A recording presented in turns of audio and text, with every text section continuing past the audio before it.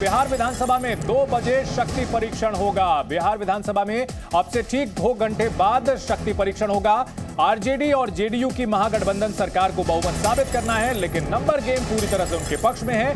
2/3 से ज्यादा विधायक उनके पक्ष में है। 243 विधायकों वाली विधानसभा में आरजेडी और जेडीयू के पक्ष में 165 विधायकों का समर्थन बताया जा रहा है। 77 विधायकों वाली बीजेपी विपक्षी पार्टी है और अब से थोड़ी देर में विधानसभा में बहुमत परीक्षण होगा, शक्ति परीक्षण होगा। बहुमत साबित करना है जेडीयू और आरजेडी को।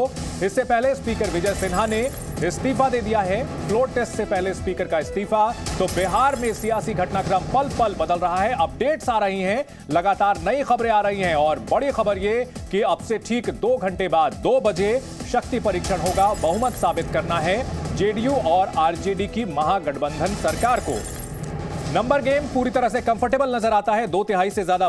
क्या आप भी इस तरह की मछली की दुकान खोलना चाहते हो? आपको पता है ये हर महीने 60 लाख की मछलियां बेचते हैं। आपको भी करना है तो देरी किस बात की? फ्रीडम ऐप को अभी डाउनलोड कीजिए। बहुमत नजर आता है महागठबंधन के पक्ष में। और इस बीच बड़ी खबर, गुरुग्राम में तेजस्वी यादव के मॉल पर छापा पड़ा है। तेजस्वी यादव के मॉल पर सीबीआई की रेड। वहीं आरजेडी के कुल 25 ठिकानों पर सीबीआई की रेड चल रही है। इसमें दिल्ली से लेकर गुरुग्राम, मधुबनी, कटिहार और पटना में छापेमारी जारी है। अलग अलग जगहों पर पूरा मामला लैंड फॉर जॉब से जुड़ा हुआ बताया जा रहा है, जिसमें 2004 से 2009 के दौरान लालू यादव के रेल मंत्री रहते हुए जमीन लेकर के रेलवे की नौकरियां बांटने का आरोप है। 6 तस्वीरें हम आपको दिखा रहे हैं बिहार के सियासी घटनाक्रम की। आज क्या कुछ घट रहा है वहां। सुनील सिंह जो कि आरजेडी के एमएलसी हैं और बिस्कोमान के चेयरमैन हैं, उनके समर्थकों का प्रदर्शन, उनके घर पर भी छापेमारी हो रही है। वहीं सीपीआई एमएल ने विधानसभा के बाहर प्रदर्शन किया है। अशफाक करीम आरजेडी के सांसद हैं राज्यसभा के, उनके घर सीबीआई की छापेमारी। फयाज अहमद जो कि आरजेडी के ही राज्यसभा सांसद हैं, मधुबनी में सीबीआई ने उनके घर पर छापेमारी की है। पटना विधानसभा में बीजेपी का विरोध प्रदर्शन, उन्होंने जेडीयू को लोकतंत्र का हत्यारा बताया, जनादेश का अपमान करने का आरोप लगाया। वहीं एमएलसी सुनील सिंह जिनके घर पर छापेमारी हुई, उससे गुस्से में परिवार काफी नाराज नजर आया है छापेमारी की कार्रवाई से। तो एक और छापेमारी की कार्रवाई चल रही है, दूसरी ओर विधानसभा में भी लगातार वहां से अपडेट्स आ रही हैं। स्पीकर ने इस्तीफा दे दिया है। वहीं आरजेडी के कई ठिकानों पर छापेमारी की कार्रवाई की गई है। संवाददाता जितेंद्र शर्मा इस बड़ी खबर पर हमारे साथ जुड़ चुके हैं। जितेंद्र, गुरुग्राम में तेजस्वी यादव के मॉल पर छापेमारी समेत कुल 25 जगहों पर छापेमारी की खबर आ रही है, क्या अपडेट है इस मामले में?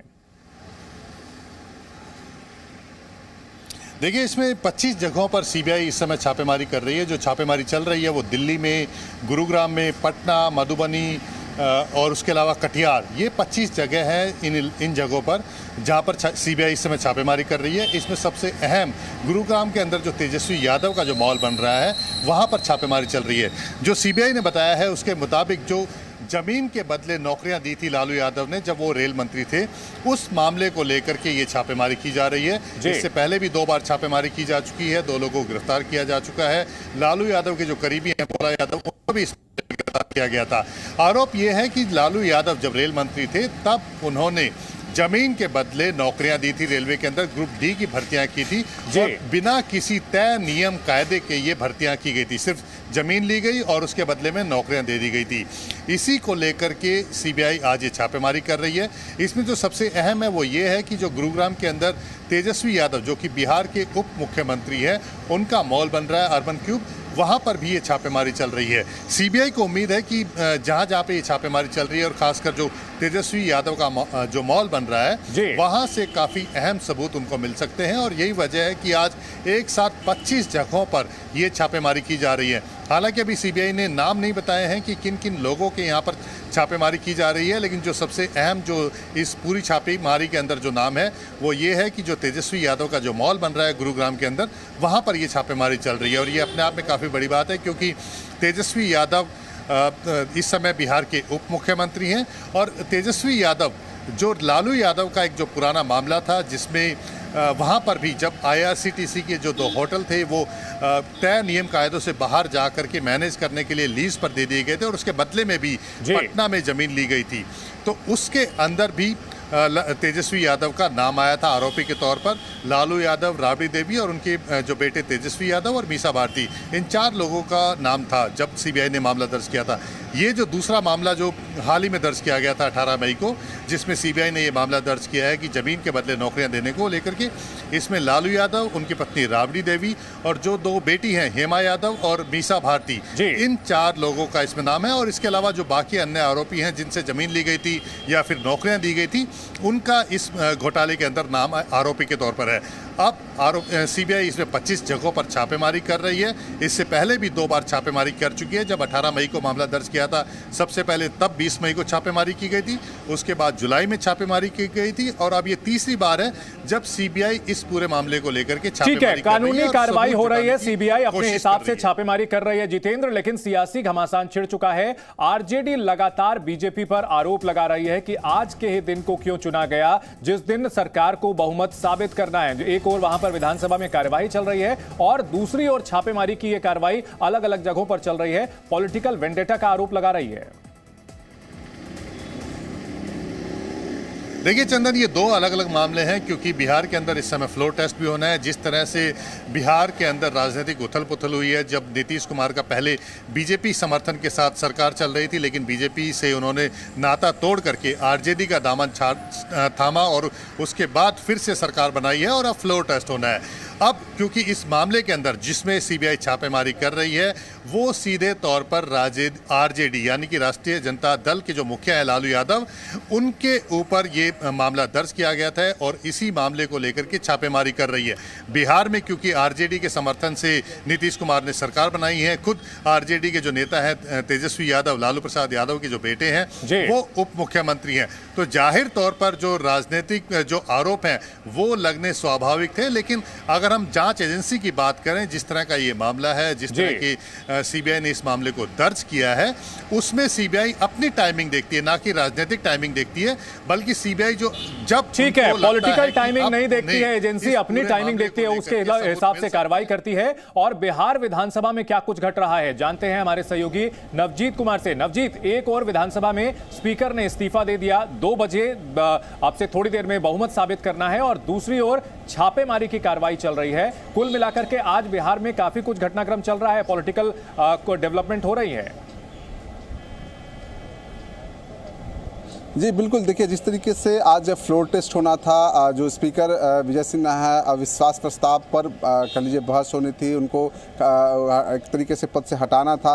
तो दूसरी तरफ सुबह सुबह खबर आती है कि सीबीआई के जो छापे हैं वो कई स्थानों पर चल रहे हैं। लेकिन सबसे जो अहम बात है, जो सवाल उठा रहे हैं कांग्रेस हो या आरजेडी हो या जदयू हो, वो ये उठा रहे हैं कि जितने सारे जो नेता हैं, जिस तरह के जो कार्रवाई हुई है, सीबीआई के जो छापे पड़े हैं, वो तमाम के तमाम जो घरों या फिर जो नेताओं के जो नाम हैं वो एक नेचर के हैं। कांग्रेस प्रदेश अध्यक्ष अभी मदन मोहन झा ने भी यही बात कही कि सवाल यह है कि आखिर जो छापे पड़ रहे हैं वो किसके कहाँ पड़ रहे हैं, क्या वो बीजेपी के भी नेता हैं उसमें शामिल, क्या बीजेपी के एक भी कार्यकर्ता हैं शामिल। तो सवाल यही कर रहे हैं, सवाल सीबीआई और सीबीआई के छापे पर न करके जो नेचर है उसको लेकर के कहीं ना कहीं घेरने की कोशिश है। और जिस तरीके से जो बातें आई है आरजेडी के जो तमाम जो नेता हैं तो उनके घर में छापे और उनके कार्यालय पे छापे हैं। दूसरी तरफ अब जब बिहार विधानसभा की 2 बजे जो कार्रवाई शुरू होगी उस समय फ्लोर टेस्ट से गुजरना होगा। सबसे पहले तो जो आसन पर नरेंद्र नारायण यादव हैं, पूर्व मंत्री हैं, काफ़ी बार वो विधायक रहे हैं, विधायक से जीते हैं, जदयू के कोटे से वो कल मंत्री रहे थे, योजना विकास मंत्री रहे हैं, विधि मंत्री रहे हैं। तो उनको सबसे पहले आसन पे जो बुला करके बात कह दी है स्पीकर जो विजय सिन्हा थे। तो हालांकि बिहार में ये बात है कि डिप्टी स्पीकर भी हैं महेश्वर हजारी, लेकिन विजय सिन्हा ने आखिर क्या सोच करके नरेंद्र नारायण यादव को आसन चलाने की बात कह दी है, क्योंकि जो सदन की कार्रवाई है नियम और जो स्पीकर होते हैं उनके आदेश से चलते हैं। तो जब शुरुआत होगा 2 बजे की कार्यवाही तो उस वक्त नरेंद्र नारायण यादव को बुलाया जाएगा, उसके बाद डिप्टी स्पीकर हैं वो चीज़ों को अपने हाथों में ले लेंगे। तो 2 बजे का देखना होगा कि किस तरीके से जो फ्लोर टेस्ट टेस्ट होता है, 164 विधायकों का जो समर्थन है महागठबंधन की सरकार में, तो उसको किस तरीके से पूरा किया जाता है। लेकिन जो स्थितियां हैं, जो संख्या बल है, वो काफ़ी कह लीजिए कि बड़ा है, अंतर काफ़ी है। तो ऐसे में कहीं नहीं लगता है कि कोई दिक्कत होने की स्थिति में है। दूसरी तरफ मैं बता दूं कि बिहार विधान परिषद की भी कार्रवाई है वो होनी है। यहाँ पर भी सभापति जो कह लीजिए असेंबली के साथ साथ जो इधर काउंसिल है, वहाँ पर भी सभापति को चेंज करना है, चूँकि यहाँ पर भारतीय जनता पार्टी के जो सदस्य हैं अवधेश आपने जो पूछा था 10 सदस्यीय जो टीम है सीबीआई की, वो अंदर जो है वो छापेमारी यहाँ पर जो है वो कर रही है और बातचीत कर रही है। ये भी कहा गया है कि जो फ़ोन है, जो परिवार के पास फ़ोन है, वो भी फ़ोन जब्त कर लिया गया है, फ़ोन रखा गया है। अभी जो टीम है वो उन्होंने अपने पास रख लिया है। तो ऐसी बातें है यहाँ पर चल रही है। और साथ में जो मधुबनी है या कटिहार है या फिर पटना में और 1-2 जगहों पर है, विश्वमान भवन है, वहाँ पर भी छापेमारी, वहाँ पर भी टीम सीबीआई की पहुँची हुई है। और पूरा जो है मामला ये क्या है ये जी बिल्कुल, तो जगह जगह छापेमारी की कार्रवाई हो रही है और छापेमारी के बाद किस तरह से उनके समर्थक विरोध कर रहे हैं, ये तस्वीरें, 2 तस्वीरें हम आपको दिखा रहे हैं। पहली तस्वीर एमएलसी सुनील सिंह, जिनके घर पर छापेमारी हुई है, उनके समर्थक विरोध करने के लिए सड़क पर उतरे। वहीं दूसरी तस्वीर जब बीजेपी अब से थोड़ी देर पहले विधानसभा के बाहर प्रदर्शन कर रही थी। कल जिस तरह से तस्वीरें सामने आई थी गया में मंत्री इजराइल अहमद के जाने की, और उसको लेकर के भी बीजेपी सवाल खड़े कर रही है, नीतीश कुमार पर निशाना साध रही है, नीतीश कुमार पर जनादेश की हत्या करने का आरोप लगाया है। 2 तस्वीरें विरोध प्रदर्शन की, एक तरफ छापेमारी का विरोध किया जा रहा है, दूसरी ओर बीजेपी विरोध प्रदर्शन कर रही है नीतीश कुमार के खिलाफ।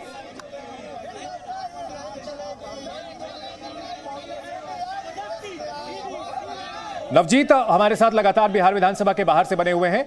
नवजीत, क्या सियासी झड़प भी आज देखने को मिल सकती है? क्योंकि बीजेपी भी हमलावर है, नीतीश कुमार पर हमला बोल रही है अलग अलग मुद्दों को लेकर, वहीं आरजेडी और जेडीयू भी निश्चित तौर पर हावी होना चाहेंगे। जी बिल्कुल, देखिए जिस तरीके से 2 बजे की कार्यवाही यदि शुरू होती है, उस समय जब फ्लोर टेस्ट होता है, और उस समय देखना होगा कि बीजेपी किस तरीके से घेरती है। क्योंकि बिहार विधानसभा सदन के अंदर जो तस्वीरें सामने आई, जिस तरीके से प्रोटेस्ट, जिस तरीके से नारे, जिस तरह से तख्तियां और ये पंपलेट के साथ बीजेपी के जो एमएलए हैं, विधायक हैं, वो जोरदार तरीके से एक तरीके से हमले कर रहे हैं। सीएम नीतीश कुमार को कई तरह की बातें कही जा रही है, पलटू राम तक की संज्ञा दी जा है। तो इस तरह की जो तस्वीरें हैं, तो ऐसे में एक अंदेशा है कि बिहार विधानसभा के अंदर, सदन के अंदर, सदन के पटल के सामने, आसन के सामने कहीं न कहीं इस तरह की जो नारेबाजी है, जिस तरह के जो कह लीजिए कि हल्ला है, वो देखने को मिल सकता है। लेकिन तमाम चीज़ों को देखना यह होगा कि जो आसन पे बैठने वाले जो कह लीजिए सभा स्पीकर होंगे, वो किस तरीके से सदन को चलाते हैं। क्योंकि सुबह में जो स्थितियां थी, बाहर में जो स्थितियां थी, वो अंदर में न दिख करके थोड़ी असहज करने वाली स्थिति हो सकती है। 2017 में भ्रष्टाचार ही वो बड़ा मुद्दा था जिसको उठाते हुए उन्होंने आरजेडी से नाता तोड़ा था, और भ्रष्टाचार का ही मामला, जिसमें से कई मामले तो ऐसे हैं जिस पर वो खुद भी बयानबाजी करते रहे हैं, अब फिर से सामने आने लगा है।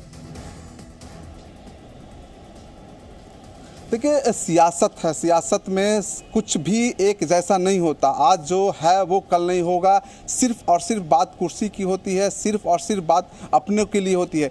सियासतदार जो लोग होते हैं, वो एक छोटी सी भी काम करते हैं तो कहीं न कहीं उसमें अपना उनका पक्ष जुटा हुआ था। तो ऐसे में जो नैतिकता की बात जो होती है, वो कहीं न कहीं सीधे से खारिज कर देना चाहिए था।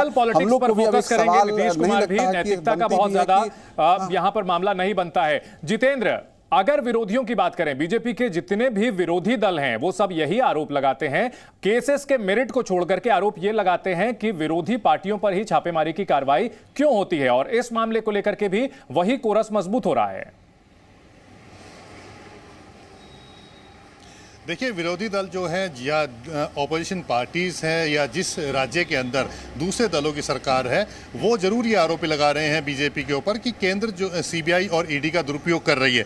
लेकिन कोई भी इस बात का जवाब नहीं दे पाता कि आखिरकार उन लोगों के ऊपर भ्रष्टाचार के मामले क्यों दर्ज हो रहे हैं, क्यों उनके भ्रष्टाचार के जो कारनामे हैं वो निकल करके सामने आ रहे हैं। चाहे वो आम आदमी पार्टी का एक्साइज पॉलिसी का मामला हो, चाहे लालू प्रसाद यादव का लैंड फॉर जॉब यानी कि ज़मीन के बदले नौकरी देने का मामला हो, चाहे झारखंड में अवैध तरीके से जो माइनिंग की गई है उसका मामला हो, चाहे महाराष्ट्र सरकार के अंदर अनिल देशमुख का 100 करोड़ के बदले जो नौकरी देने का जो उसको वापस भर्ती करने का था अनिल वाजे को, वो मामला हो। तो ये तमाम जो मामले हैं ये ऑपोजिशन पार्टी जरूर लगाती है, लेकिन कोई भी इस बात का जवाब नहीं दे पाती कि आखिर उनके ऊपर क्यों भ्रष्टाचार का मामला दर्ज हो रहा है। एक के बाद एक उनके ऊपर मामले दर्ज हो रहे हैं और सामने जो एविडेंसेज हैं वो भी सामने निकल करके सामने आ रहे हैं और उसी को लेकर के जांच एजेंसी अपनी कार्रवाई कर रही है। पॉलिटिकल जितने भी भ्रष्टाचार के मामले हैं जब इन पॉलिटिकल पार्टीज के ऊपर या नेताओं के ऊपर लगते हैं, वो सीधे केंद्र के ऊपर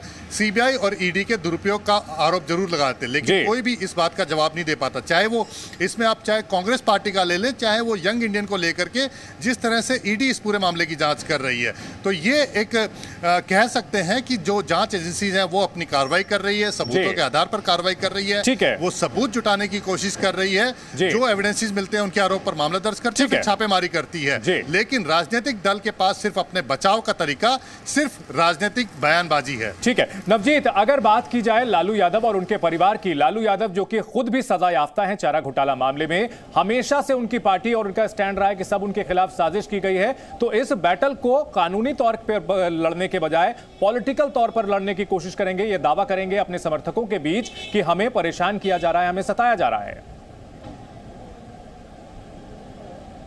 जी बिल्कुल, देखिए आपने बिल्कुल सही बात बोली। देखिए जब कोई भी आरोप लगते हैं, जब उस पर एफआईआर होते हैं, उस पर जब भ्रष्टाचार के हिस्से या फिर एफआईआर डाले जाते हैं, तो कहीं न कहीं नवजीत आपके पास लौटेंगे। मृत्युंजय तिवारी आरजेडी प्रवक्ता हमारे साथ जुड़ चुके हैं। मृत्युंजय जी, जो छापेमारी की कार्रवाई हो रही है उस पर आपकी पार्टी का रिएक्शन? देखिए, जो छापेमारी की कार्रवाई हो रही है ये तो जग जाहिर है, अब बताने की बात ही नहीं है कि सभी विपक्षी पार्टियों को सीबीआई, ईडी, इनकम टैक्स भेज करके उनकी आवाज को दबाना चाहती है केंद्र की सरकार। हमें सीबीआई के रेड से कोई यहाँ डरने वाला नहीं है। जनता सब देख रही है, जनता मालिक है। जब से बीजेपी ने बिहार में सत्ता गंवाई है तब से तो ईडी और आईटी और सीबीआई बिहार में ही आएगी, ये सबको पता था ये कार्रवाई होगी। लेकिन इसलिए मृत्युंजय जी, एक सवाल, 2020 का जो एफिडेविट था तेजस्वी यादव का, उसमें उन्होंने जिक्र किया था कि उनके खिलाफ 11 मुकदमे हैं, जिसमें 7 मुकदमे आपराधिक हैं, मनी लॉन्ड्रिंग के मामले हैं। तो ये कहना कि बीजेपी सत्ता गंवा रही है, इस वजह से छापेमारी की कार्रवाई हो रही है, ये तो कानूनी प्रक्रिया है। मई में ही जो वो लैंड फॉर जॉब वाला मामला दर्ज किया जा चुका है। उस समय भी श्री तेजस्वी यादव जी बीजेपी के खिलाफ ही थे। हमने क्या कहा, देश की तमाम विपक्षी पार्टियों के यहाँ आप देखिए, ये सारे लोग, जो लोग कमल छाप साबुन से स्नान नहीं करेंगे वो भ्रष्टाचारी हैं, अपराधी हैं, और जो कमल छाप साबुन से स्नान कर लिए वो देश के सबसे बड़े हरिश्चंद्र हो गए, सबसे बड़े ईमानदार हो गए, सदाचारी हो गए। यही तो दिख रहा है। महाराष्ट्र हो, बंगाल हो, दिल्ली हो, सब जगह, बिहार हो, ये विपक्षी पार्टियों से राजनीतिक लड़ाई जो नहीं लड़ पा रहे, ये राजनीतिक लड़ाई लड़िए। ये सब करके बीजेपी को कुछ हासिल नहीं होगा। जनता सब देख रही है, पूरे देश का खजाना लूट कर चले गए नीरव मोदी, ललित मोदी, विजय माल्या, वहां नहीं पकड़ी सीबीआई, ईडी और इनकम टैक्स। लेकिन यहाँ जो राजनीतिक विरोधी है उनके यहाँ आप सीबीआई का रेड करा रहे हैं। मृत्युंजय जी, ईडी बीजेपी ये कह रही है कि नीतीश कुमार तो खुद जो है भाई भ्रष्टाचार के मुद्दे पर ही आरजेडी से अलग हुए थे, इसमें से कई मामले ऐसे हैं जो कि नीतीश कुमार ने इनिशिएट किए थे, तो ऐसे में अब तो आप उन लोगों के साथ सरकार में हैं, तो असहज स्थिति होगी। देखिए, जिस दिन बिहार में सरकार से बेदखल हुई बीजेपी, जब दिन से हमारे नेता उप मुख्यमंत्री श्री तेजस्वी यादव जी ने कह दिया था कि हमारे घर में ही ईडी, सीबीआई और इनकम टैक्स, ये सारे लोग आकर के घर बना ले, इससे हम डरने वाले नहीं। जिसका अंदेशा था ये काम केंद्र की सरकार करेगी, हम तो स्वागत करते हैं। आए अभी जो सीबीआई इनको अभी भौजाई लग रही है, जमाई लग रही है, वो जब ये बीजेपी बेदखल होगी तो इनको फिर वो डाइन लगेगी। जिस तरह महंगाई उस समय इनको डाइन लगती थी, अभी इनको ठीक है, और तो जाहिर आगे लग रहा है- आपकी पार्टी इस पर किस तरह से आगे लड़ाई लड़ेगी? राजनीतिक तौर पर, कानूनी तौर पर किस तरह से मुकाबला करेंगे आप लोग? देखिए, मुकाबला स्पष्ट है। कानूनी तौर पर सारे चीजों का जवाब दिया जाएगा, लेकिन सवाल है जो राजनीतिक एजेंडे के तहत जी ये जा रहा है, उस लड़ाई को तो जनता लड़ेगी। जनता सब देख रही है, जनता पर हमने सब छोड़ा है जी। और ये जनता तो है, जब अंगड़ाई लेती है तो बड़े से बड़े सत्ता को उखाड़ फेंकती है। ठीक है, हमारे साथ हमारे सहयोगी जितेंद्र भी बने हुए हैं। जितेंद्र, आपने सुना कि आरजेडी प्रवक्ता का यह कहना है कि जनता की अदालत में लड़ाई लड़ी जाएगी, तो ये जो लीगल बैटल है इसको पॉलिटिकली लड़ने की तैयारी कर रही है आरजेडी। बिल्कुल सही कह रहे हैं कि आरजेडी जो है इस लड़ाई को पॉलिटिकली लेके जाना चाहती है, लेकिन इस बात का जवाब नहीं दे पाती है कि जो लालू प्रसाद यादव, जो कि उनकी पार्टी के मुखिया हैं, वो चारा घोटाले के अंदर अदालत से सजा याफ्ता है, यानी कि अदालत से उनको सजा हो चुकी है और ये इसी सीबीआई ने ही केस दर्ज किया था। तो यानी कि जो एजेंसीज हैं वो अपना काम जो है कानूनी ढंग से करती है, भले ही कितनी मर्जी राजनीतिक बयानबाजी चलती रहे। राजनीतिक बयानबाजी से कोई फायदा नहीं होता, क्योंकि जो कानूनी लड़ाई है वो अदालत में होते हैं और वहां पर सबूतों के आधार पर लड़ाई लड़ी जाती है। जांच एजेंसी मामला दर्ज करने के बाद सबूत जुटाती है, उसके बाद चार्जशीट दाखिल करती है, उसके बाद अदालत में उन सबूतों को पुख्ता तौर पर पेश करती है और उसी के बाद सजा होती है। और इसका सबसे बड़ा उदाहरण उन्हीं की पार्टी के अंदर लालू प्रसाद यादव है। ठीक है, यही सवाल हम मृत्युंजय जी के सामने रखते हैं। मृत्युंजय जी, जब लालू यादव के खिलाफ सीबीआई ने मुकदमा दर्ज किया था तब बीजेपी सरकार में नहीं थी और उनके सजा याफ्ता होने के बावजूद आप लोगों ने कभी यह स्वीकार नहीं किया कि कुछ गड़बड़ी हुई। देखिए, जो साजिश और षड्यंत्र हुआ है ये तो सारे लोग जग जाहिर है, जानते हैं। इसलिए ना आज लालू प्रसाद जी की पार्टी सबसे बड़े पार्टी के रूप में बिहार में है।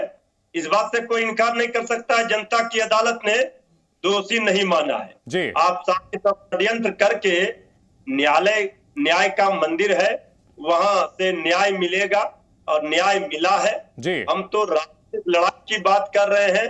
हमारे विरोधियों को, बीजेपी को ये सोच लेना चाहिए, जनता जिसे अर्श पर पहुंचाती है उसे फर्श पर पहुंचा देती है। ये ठीक है कि आज आप सत्ता का दुरुपयोग करके आप सीबीआई और ईडी और इनकम टैक्स के भरोसे आप राजनीतिक लड़ाई लड़ना चाहते हैं, लेकिन ये देश की जनता महान है, राज्य की जनता महान है, ये सब देख रही है आपके नामों को।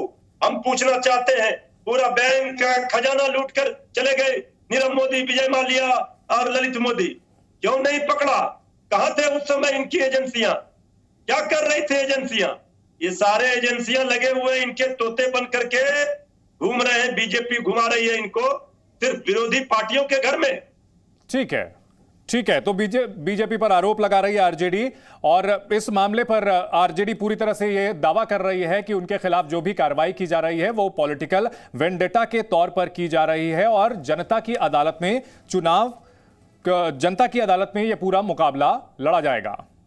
इसको जो करना है वो तो करेगा ही, लेकिन हमको जो जवाब देना है वो सदन के अंदर जवाब हम देंगे और बखूबी आप लोग तो सब लोग रहिए गए।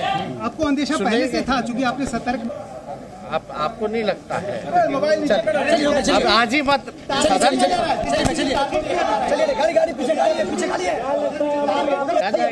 रखिए। तेजस्वी यादव का बयान आया है इस छापेमारी की कार्रवाई को लेकर के। इस वक्त की बड़ी खबर अपने दर्शकों को बता दें। तेजस्वी यादव ने कहा कि हम सदन के अंदर जवाब देंगे। क्या आप भी इस तरह की मछली की दुकान खोलना चाहते हो? आपको पता है ये हर महीने 60 लाख की मछलियां बेचते हैं। आपको भी करना है तो देरी किस बात की? फ्रीडम ऐप को अभी डाउनलोड कीजिए।